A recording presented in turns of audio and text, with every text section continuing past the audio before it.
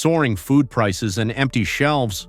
This is no longer a distant scenario, but a growing reality in several parts of the United States. How have once considered paradise destinations become hotspots of food insecurity? Hawaii imports over 85 to 90% of its food via sea and air. With near total dependence on transportation, a single storm or logistics disruption can leave store shelves empty. Residents spend an average of over $330 per week on groceries, nearly double the national average. In emergencies, food reserves typically last only 5 to 7 days. Alaska depends on imports for 95% of its food, mostly arriving through ports and airports. Snowstorms and extreme weather frequently isolate remote regions.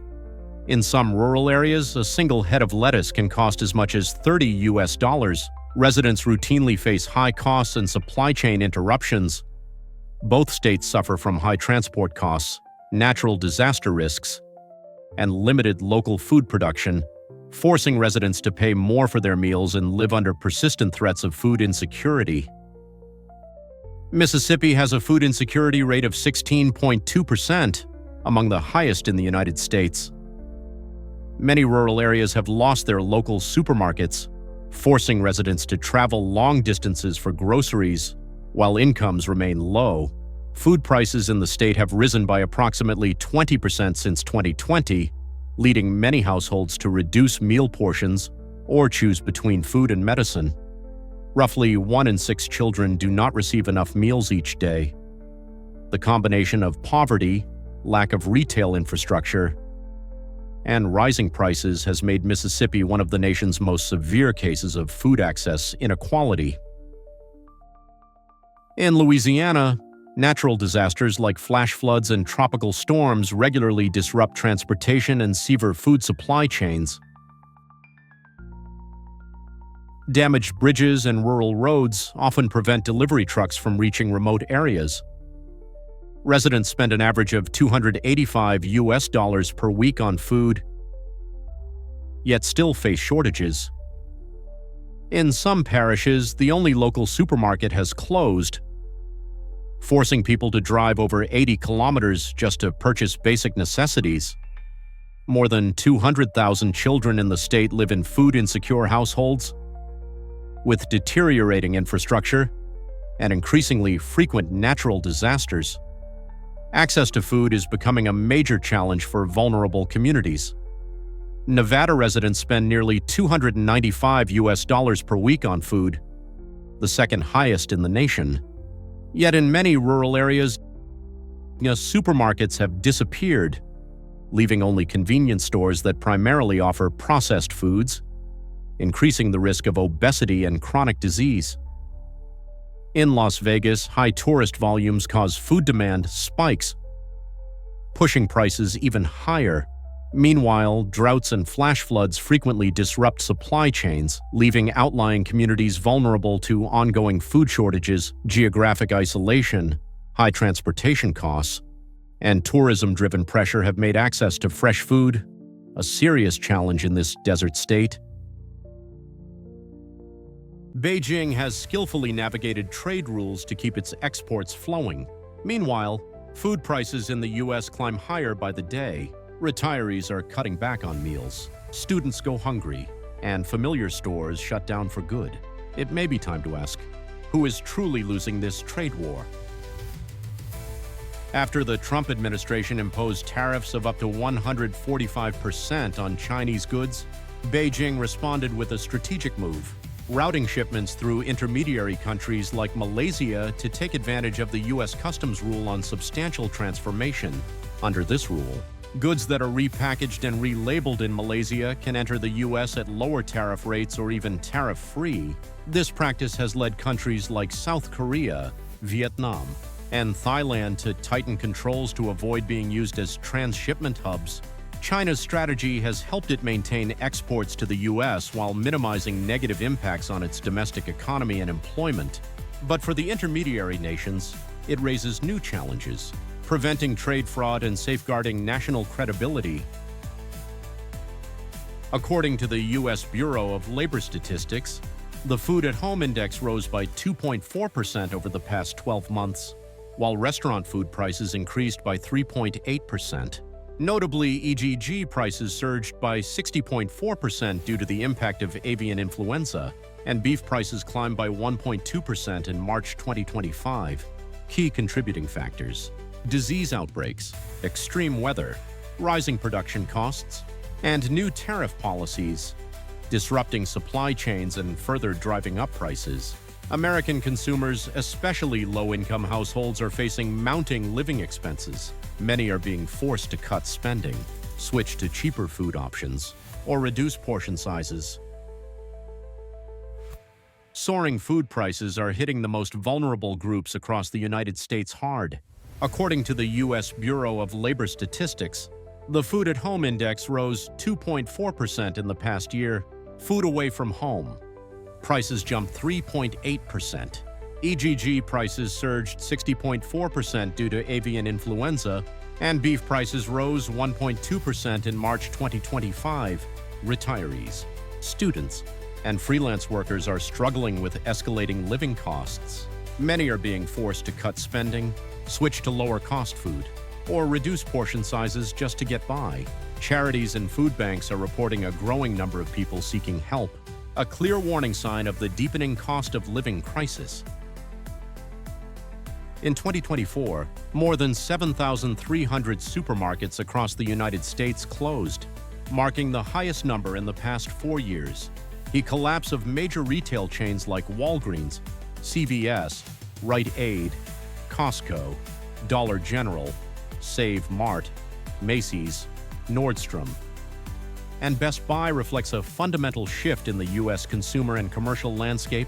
Meanwhile, China continues to strengthen its global position through long-term strategy, alliance building, and regional leadership.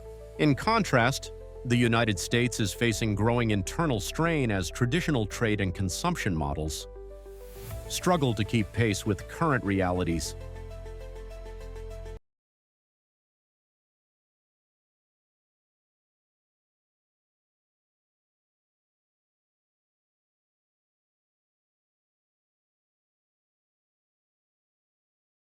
The ongoing U.S.-China trade war is escalating, with bold moves from both sides. China is preparing strong measures, ranging from tariffs to financial strategies, in an effort to reverse the tide of the conflict. But will these actions be enough? The trade war between the U.S. and China intensified further, as U.S. President Donald Trump announced an increase in tariffs on Chinese imports to 145%. This new tariff includes 125% retaliatory tariffs and an additional 20% surcharge that was applied earlier. In response, China announced a 125% tariff on U.S. goods. However, the Chinese government stated that it would not back down or continue participating in the tariff escalation. China explained that the current tariff levels have already surpassed what is acceptable and have negatively impacted bilateral trade. It emphasized that further tariff increases would not improve the situation, but would only make trade relations between the two nations more unrealistic. China is now looking to shift towards diplomatic measures and dialogue, but insists that the terms of the trade agreement need to change in order to reach a long-lasting and fair resolution.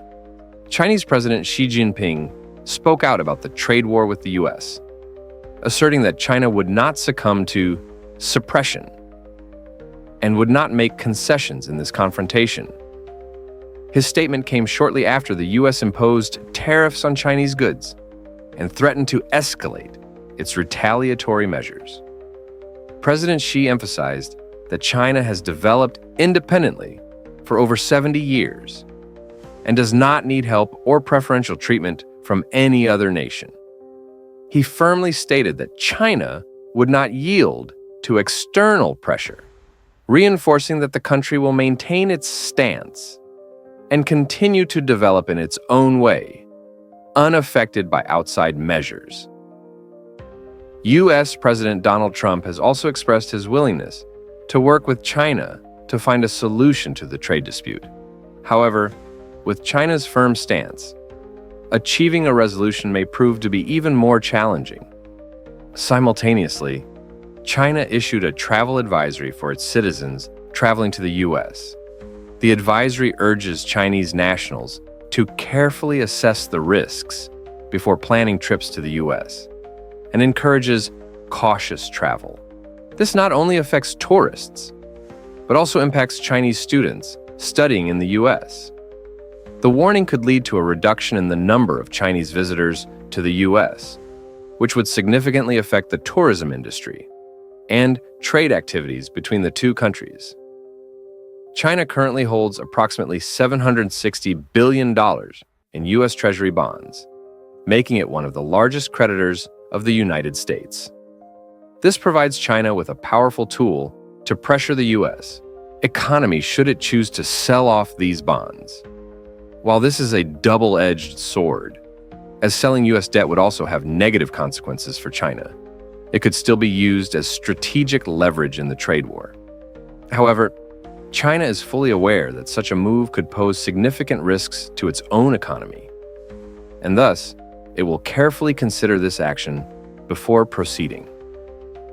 The outcome of this escalating trade conflict remains uncertain, but China's firm responses and strategic preparations indicate a determination to stand its ground in the face of increasing pressure from the United States. President Donald Trump has stirred significant discussion in the political arena with his pragmatic foreign policy approach, where the United States, China, and Russia dominate global influence. The question remains, can this strategy reshape the global order? Or is it a risky move by Trump? In early 2025, President Donald Trump proposed renaming the Gulf of Mexico to the American Gulf, arguing that the region holds strategic importance for the U.S. He emphasized the Gulf's vital role in maritime trade and resource extraction, particularly oil and natural gas. This proposal caught the attention of the Mexican government, with President Claudia Sheinbaum expressing concerns that the name would be inappropriate and disrespectful to the region's historical heritage. Mexico has since made efforts to protect the name Gulf of Mexico on international maps. Throughout his presidency, Donald Trump developed a unique relationship with Russian President Vladimir Putin, even amid escalating tensions over the situation in Ukraine, where Russian forces continue their offensive. Meetings between Trump and Putin, especially the 2018 Helsinki summit, sparked controversy among international observers. Trump not only refrained from criticizing Putin for his interference in the 2016 U.S. elections, but also proposed closer cooperation between the two nations. Recently, Trump has again criticized U.S. foreign policy, suggesting that he might be the only leader capable of resolving the Ukraine conflict swiftly, though many view this stance as unrealistic, given the ongoing conflict and unresolved tensions between the two nations. Trump's leadership style, often described as transactional, has raised considerable debate. Throughout his term, he predominantly approached both domestic and international issues from the perspective of personal and national interests, rather than moral values or long-term leadership principles. He frequently sought short-term deals beneficial to the U.S. A clear example of this was his approach to trade relations with China, where he imposed high tariffs on Chinese goods, relying heavily on the power of sanctions and tough negotiations, rather than seeking long-term cooperative agreements. His views and actions have not always been predictable, and their instability has led to concerns about the absence of an overarching strategy in foreign policy. Donald Trump has made notable efforts to facilitate ceasefire agreements in the Middle East, particularly in the Israel-Gaza conflict. One of his significant actions was negotiating and facilitating a ceasefire agreement in early 2025 between Israel and Palestinian forces. However, His proposals, especially regarding Gaza's future, met with strong opposition from hard-right Israeli groups, who criticized him for not adopting a tougher stance toward Gaza and Palestine. Despite these reactions, rumors suggest the possibility of a new ceasefire agreement, potentially tied to Trump's upcoming visit to Saudi Arabia next month. President Donald Trump holds a clear strategic vision for the global power structure, which he believes will be dominated by three major powers: the United States, China, and Russia. In Trump's view, these nations will take center stage in global affairs, with the U.S. intervening in strategic regions, including the Asia-Pacific, the Middle East, and Europe. He focuses on safeguarding American interests, particularly through hardline trade strategies with China, aimed at reducing trade deficits and protecting domestic industries. Simultaneously, Trump has shown a degree of support for Russian policies, especially in Ukraine and Syria, reflecting his pragmatic foreign policy approach that prioritizes short-term agreements. The United States has just imposed a 20% tariff on goods from the European Union, while the United Kingdom faces a lower rate of 10%. This raises the question: why is Northern Ireland, once regarded as stable after Brexit, now at the center of this latest trade tension? On April 9, 2025, President Donald Trump announced a new wave of import tariffs targeting nearly all of the United States' trade partners, referring to the move as Liberation Day. In this announcement, the European Union, EU, faces significantly increased costs, with a 20% tariff applied to all goods exported to the U.S., totaling over $500 billion in 2024. In contrast, the United Kingdom is subject to a lower rate of just 10%, with an export value of around $78 billion, clearly gaining a distinct advantage. The discrepancy in tariff rates between the EU and the UK creates an imbalance in the competitiveness of European countries within the US market, particularly in sectors such as pharmaceuticals, where EU exports reached $104 billion, along with premium consumer goods and technology. This also partly reflects President Trump's strategy of differentiation, as he has consistently emphasized close ties with the UK as it remains within the EU's customs union and single market under the Northern Ireland Plus Protocol, which is part of the Brexit agreement. This intermediary position makes Northern Ireland especially vulnerable to disruptions arising from international trade conflicts. Should the Plus EU formally implement retaliatory tariffs, goods arriving from the Plus United Plus states into Northern Ireland would be required to comply with stricter regulations and customs inspections, adding an average of +2 to +5 days in clearance time, and increasing logistics costs by +8 to +12%. According to a report by the Plus London Plus Institute for Plus Trade Plus Policy. This means that the EU's retaliatory tariffs against the Plus United Plus states could, in effect, be enforced within Plus Northern Plus Ireland, beyond economic consequences. The issue also carries political implications, particularly for the Plus Unionist community in Northern Ireland, where more than +44% of the population supports maintaining the Union with Great Britain, and where there is ongoing concern about being separated from the rest of the Plus United Plus Kingdom. Under the Plus Windsor Plus framework, signed in the Plus March 2023 between the Plus United Plus Kingdom and the Plus European Plus Union, goods entering Plus Northern Plus Ireland are divided into two lanes. Plus Green Lane applied to goods intended solely for domestic consumption within Plus Northern Plus Ireland, exempt from customs checks.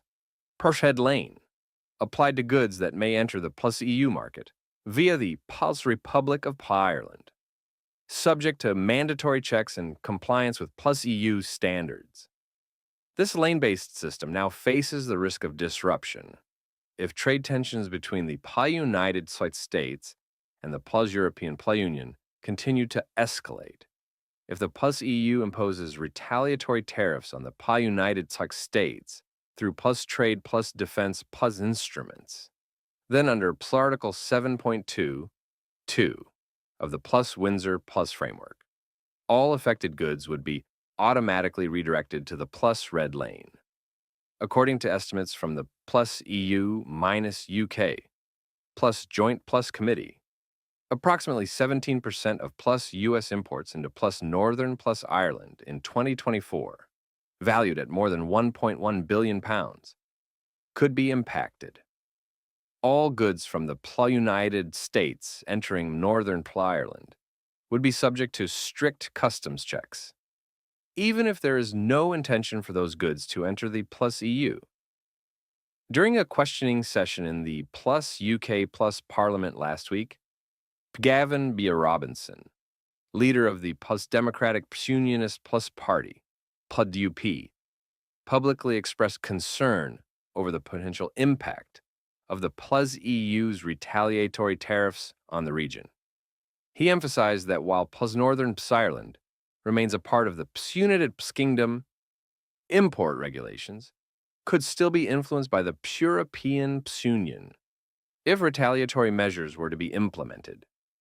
The disruption of internal trade caused by EU policies, even though Northern Ireland is constitutionally part of the UK, could have a negative effect on the confidence of the Unionist community, which has already experienced significant strain following Brexit. American farmers are enduring a brutal economic fallout from trade wars with exports, collapsing production costs, soaring and no solutions in sight.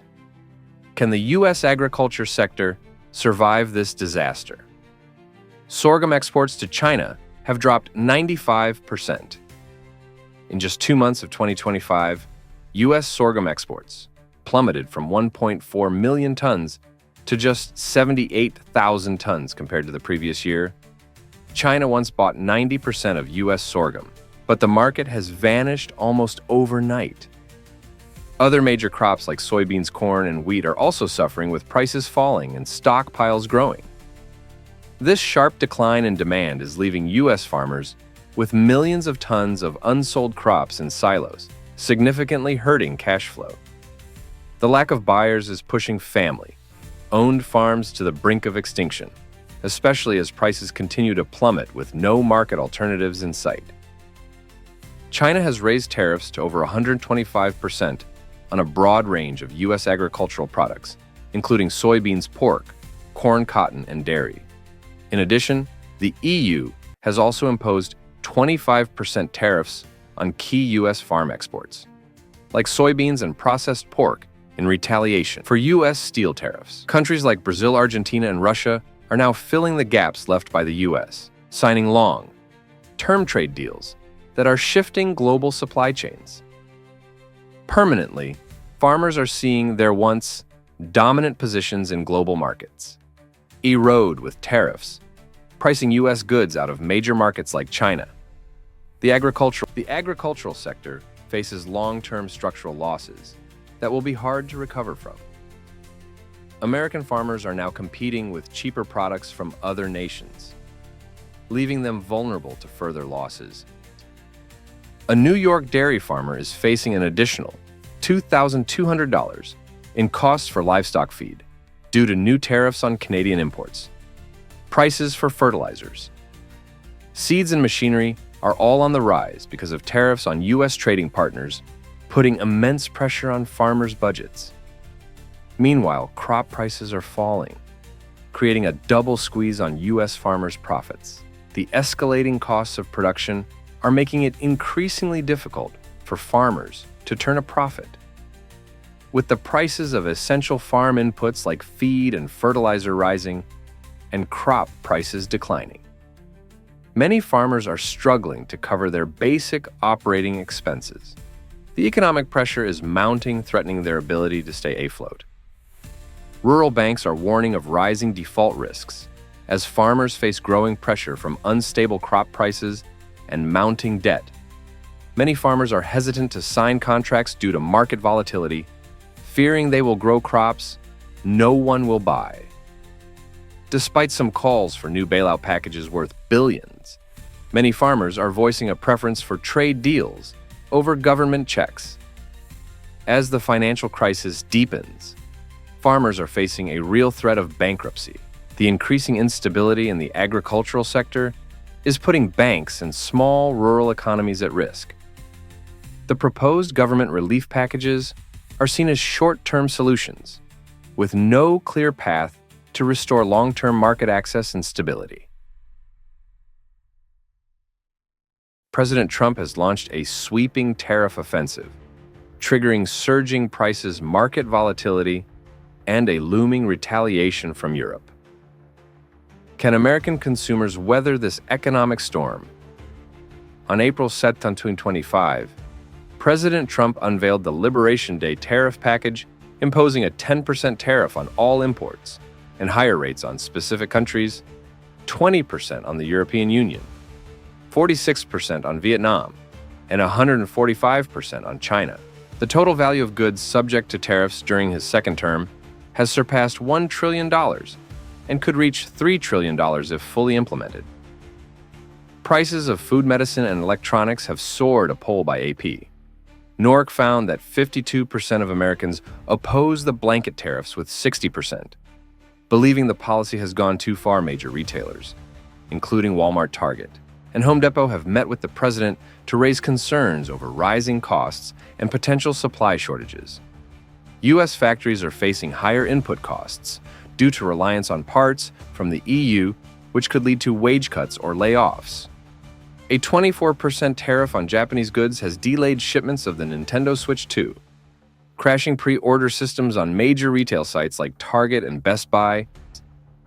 European Commission President Ursula von der Leyen declared that all measures are on the table in response to U.S. tariffs.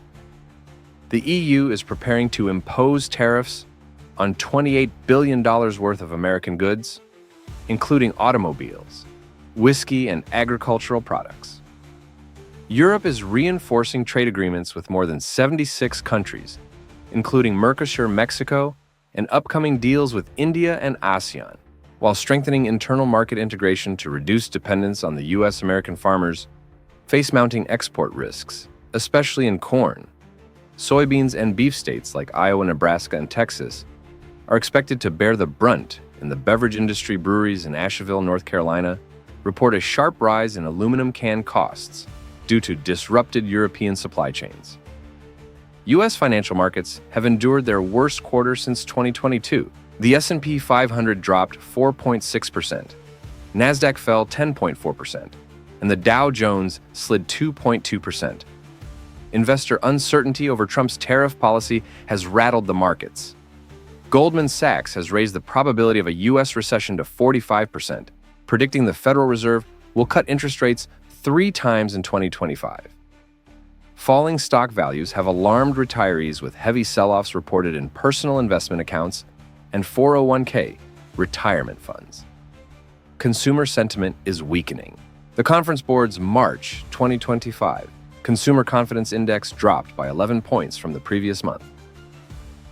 The United States and China have entered a new phase of confrontation with a wave of record-high tariffs, triggering widespread manufacturing freezes and mass job reductions. What is truly happening, and who is bearing the brunt of the consequences? Since March 2025, the U.S. has raised import tariffs to 145% on a wide range of Chinese goods, including textiles, electronics, and auto parts. In response, China imposed a 125% tariff on U.S. products, escalating trade tensions and disrupting global supply chains. Losing access to the U.S., which made up about 15% of China's exports in 2024, has forced many factories in Guangdong and Zhejiang to cut hours or shut down entirely. Many workers have returned to their hometowns due to job losses. Domestically, production has declined amid weak consumer demand. China's CPI fell 0.1% in March, while the PPI dropped 2.5%. The fourth straight month of decline. Industrial electricity use in key manufacturing regions fell 7 to 10%, signaling a clear slowdown. Meanwhile, U.S. consumers are feeling the effects as prices for Chinese imports rise. 5 to 12% households in states like California and New York are reassessing spending, especially on electronics and clothing. Following the 145% U.S. tariffs, about 15% of China's exports have been affected. Factories in Guangdong